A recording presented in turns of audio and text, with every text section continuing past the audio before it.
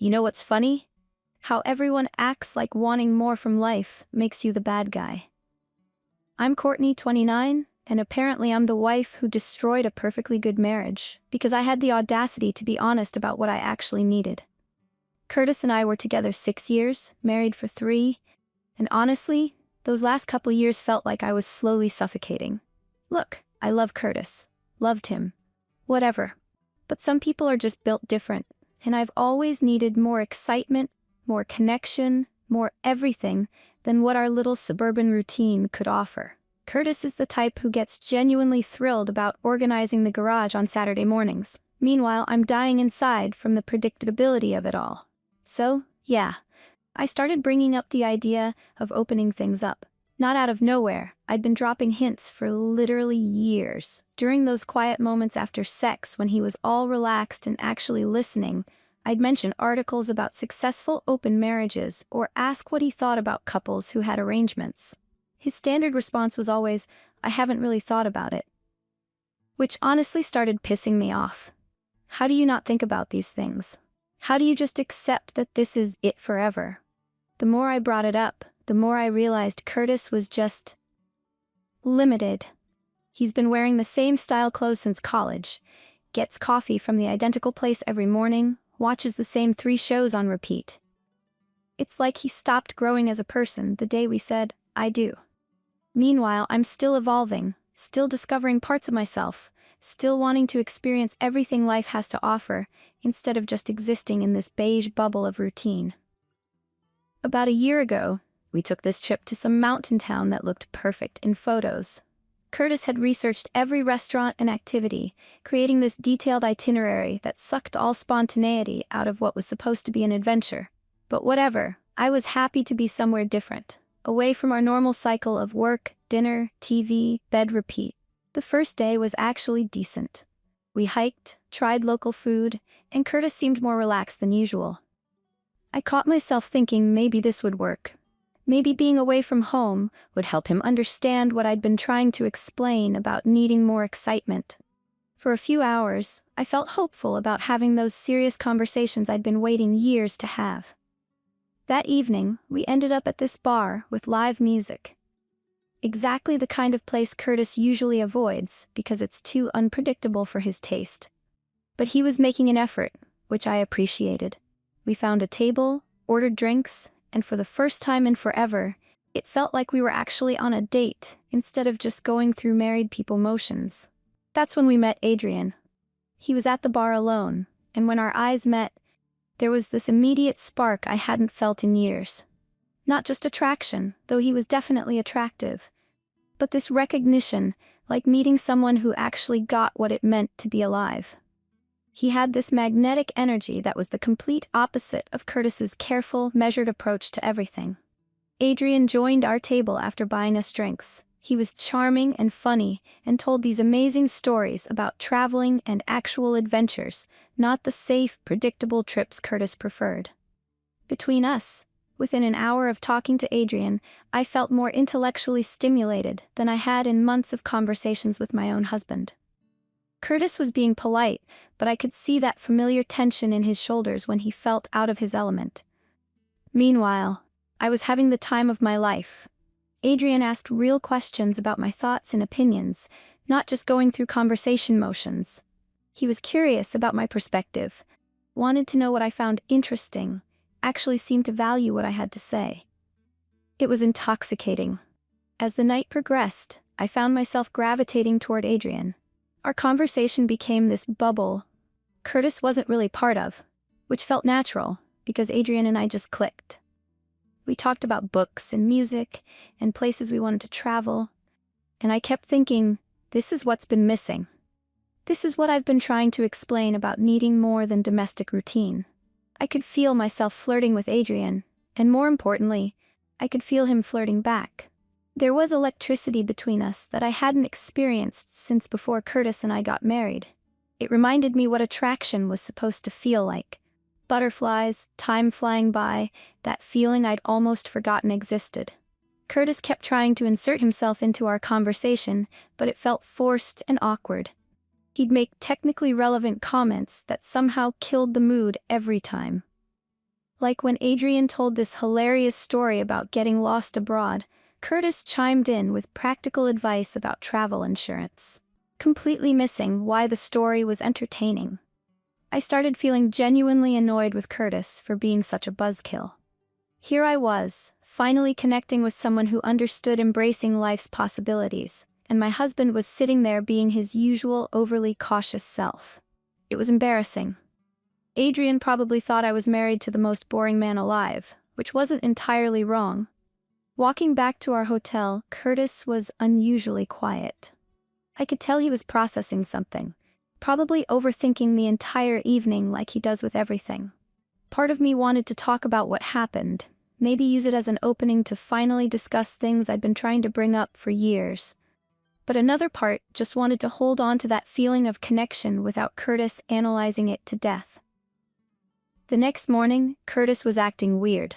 Not angry exactly, but this careful politeness I recognized as his conflict avoidance mode. He suggested sticking to our original plans instead of meeting Adrian again like we'd discussed. When I asked why, he gave me this look like I should already know, which just irritated me more. "I thought we came here to spend time together," he said, which felt like a guilt trip. Like I wasn't allowed to enjoy meeting new people just because we were married. It was exactly the possessive behavior that made me feel suffocated. Here I was, finally feeling energized about something, and Curtis wanted to shut it down because it didn't fit his narrow trip expectations. We ended up compromising and meeting Adrian for lunch, but Curtis was obviously uncomfortable the whole time. Every time Adrian and I started having a good conversation, Curtis would interrupt with comments about afternoon plans or suggest we should get going. It was like having a chaperone instead of a husband. After lunch, Curtis practically dragged me away, claiming we had reservations somewhere that I knew we didn't. I was mortified by his behavior and frustrated that he was ruining what could have been fun. When I confronted him back at the hotel, he accused me of being inappropriate with Adrian. "You were flirting with him right in front of me," Curtis said with this wounded tone. I found both annoying and unfair. So what if I was flirting a little? It's called being social and charming. Just because Curtis forgot how to be spontaneous doesn't mean I should turn off my personality too. The fight escalated from there, with Curtis acting like I'd committed major betrayal by enjoying another man's company. He kept saying how disrespected he felt, how uncomfortable it made him, how inappropriate it was for a married woman to behave that way. Like listening to someone from the 1950s lecture me about proper wife behavior. What really got to me was how Curtis made everything about himself. Instead of being happy that I was feeling more like myself than I had in years, he focused entirely on his own discomfort. It was selfish and controlling, and made me realize how much I'd been suppressing my natural personality to accommodate his need for everything to be safe and predictable. The rest of the trip was basically ruined. Curtis sulked and gave me silent treatment while I was annoyed that he'd turned what should have been fun into drama about his feelings. We barely spoke during the drive home, and I spent most of it thinking about how different things could have been if I'd married someone more confident and secure. About a month after we got back, I finally worked up courage for the conversation I'd been avoiding. I chose a quiet evening when Curtis seemed relaxed, thinking it would be easier for him to really hear what I was saying. "I want to talk about opening our relationship," I said, watching his expression carefully. I could see him processing the words, that familiar look of someone trying to figure out if they'd heard correctly.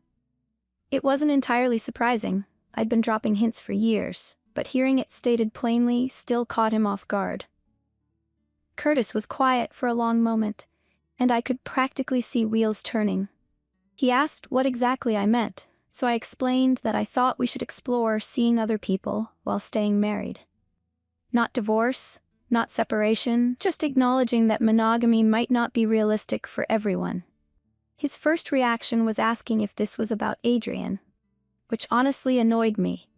Of course, he'd try making it about one specific person instead of understanding this was about something much bigger. I explained Adrian had nothing to do with it, He was just a catalyst that helped me realize how much I'd been missing by limiting myself to one person. Over the next few weeks, we had multiple conversations about it.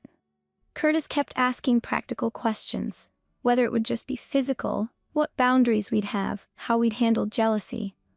Questions that showed he was trying to understand, even if he clearly wasn't enthusiastic. I appreciated that he was engaging instead of just shutting it down immediately, but I could tell he was hoping I'd change my mind, or that it was just a phase. He kept suggesting alternatives: couples therapy, more date nights, planning another trip. Like our problems could be solved by tweaking around the edges instead of addressing the fundamental issue.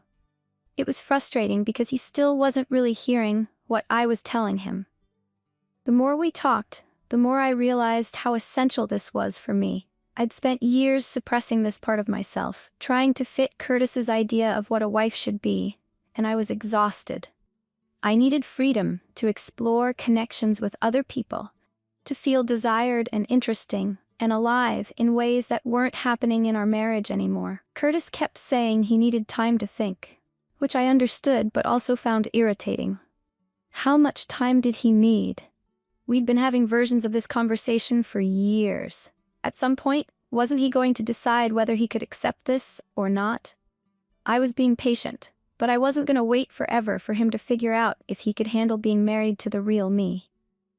I started explaining this wasn't about our sex life or anything being wrong with him specifically. This was about my identity and how I needed to express my sexuality. I'd always been someone who thrived on variety and new experiences, and trying to suppress that for traditional marriage expectations was slowly killing something essential in me. The conversations became more tense as Curtis realized I wasn't going to drop the subject. He started getting defensive, asking why our relationship wasn't enough for me, whether I'd ever really been satisfied with just him.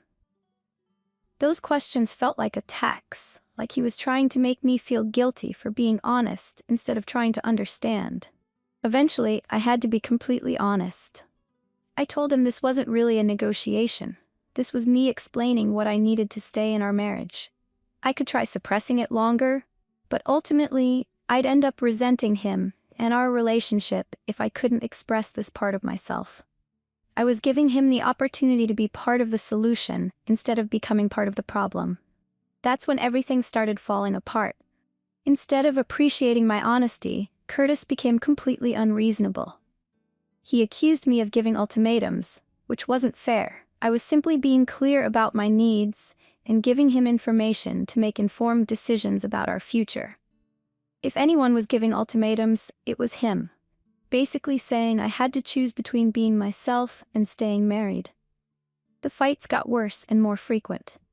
Curtis would bring up the conversation at random times, asking the same questions over and over like he hoped for different answers. He wanted to know if I'd already met someone, if I'd been thinking about this because I was unhappy with him specifically, whether I'd been faithful during our marriage. The interrogation was exhausting. What really pissed me off was how he started acting like I was asking for something completely outrageous. Like wanting to explore other connections was this bizarre concept instead of something plenty of modern couples navigate successfully. He kept saying things like, "Normal people don't need this," and "most wives would be happy with what we have," which felt insulting and dismissive. Curtis also got weird about my friendships and work relationships. He'd ask pointed questions about conversations with male colleagues, or make passive-aggressive comments about plans with friends. Like, since I wanted an open relationship, every interaction with other men was somehow suspicious. The jealousy and paranoia were suffocating. The worst part was how Curtis started involving other people in our private business. He called his sister to complain, and suddenly I'm getting concerned phone calls about how marriages require sacrifice and compromise. Like I was selfish for being honest about my needs instead of quietly suffering in silence. His family started treating me differently too, with subtle disapproval that was obvious even when they tried being polite. Family dinners became uncomfortable, with everyone walking on eggshells and shooting meaningful looks. It was humiliating, knowing they were discussing my personal life and judging me for wanting something different than what they considered acceptable. Eventually, Curtis started threatening divorce if I didn't drop the subject completely. He said he couldn't stay married to someone who didn't respect the institution of marriage, which was such bullshit. I respected marriage enough to be honest about what I needed, instead of cheating or lying or slowly growing to hate my husband. When I realized he was never going to come around, I had to make a choice. I could either suppress this essential part of myself for the rest of my life and slowly grow to resent both him and our marriage, or I could stand up for what I needed and accept the consequences. It wasn't really a choice. I knew I couldn't go back to pretending to be someone I wasn't, just to make Curtis comfortable. The final conversation happened on a Tuesday night in February. Curtis had been giving me silent treatment for 3 days after our latest fight, and I was exhausted from the constant tension. When he finally started talking again, it was to deliver what felt like a prepared speech about how he couldn't continue living this way and how my demands were destroying our marriage. He told me that if opening our relationship was so important, maybe we should consider ending our marriage instead. He said it like he was calling my bluff, expecting me to immediately backtrack and promise never to bring it up again. The look on his face when I said, "Maybe we should," was almost comical. Pure shock that I wasn't going to beg him to reconsider. What followed was the most honest conversation we'd had in years, which was ironic considering it was basically us agreeing to get divorced. Curtis admitted he'd never understood what I was asking for and couldn't imagine being okay with his wife sleeping with other men. I told him I couldn't imagine spending the rest of my life pretending to be satisfied with something that felt like emotional death. The divorce process was thankfully quick, since we didn't have kids and could agree on most major decisions. Curtis wanted out as badly as I did, and neither of us was interested in dragging things out with lawyers and court battles. We split assets fairly evenly, sold the house, and went our separate ways with minimal drama. But Curtis couldn't resist getting in final shots during the paperwork process. He made sure to tell our lawyer exactly why we were getting divorced, painting me as someone who'd blindsided him with demands after years of happy monogamy. He conveniently left out all the conversations where I'd tried discussing these issues, making it sound like I'd just woken up one day and decided to destroy our marriage for fun. Within weeks of our divorce being finalized, Curtis started dating someone new. Some elementary school teacher he met through a mutual friend. Exactly the kind of sweet, traditional woman who would never challenge him or ask for anything beyond the standard relationship template.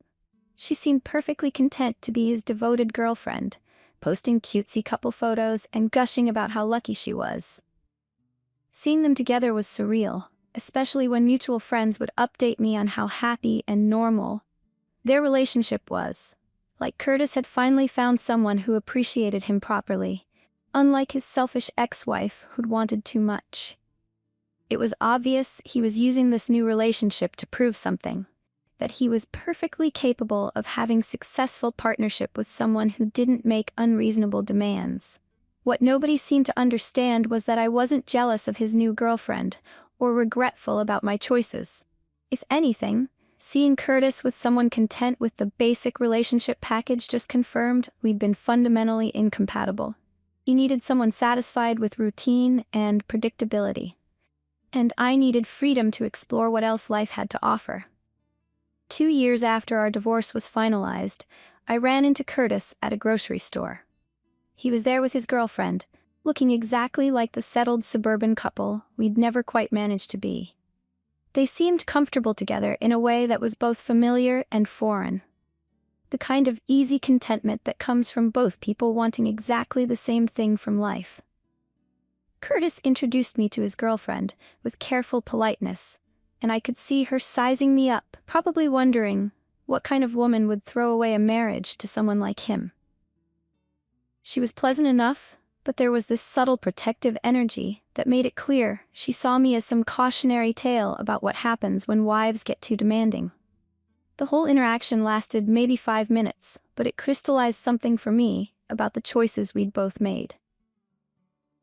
Curtis had found someone who would never challenge him to grow or change or consider alternative ways of living. Meanwhile, I was still figuring out what I actually wanted from life, but at least I was being honest about the process instead of settling for something that felt like slow death. Looking back now, I don't regret pushing for what I needed, even though it cost me my marriage.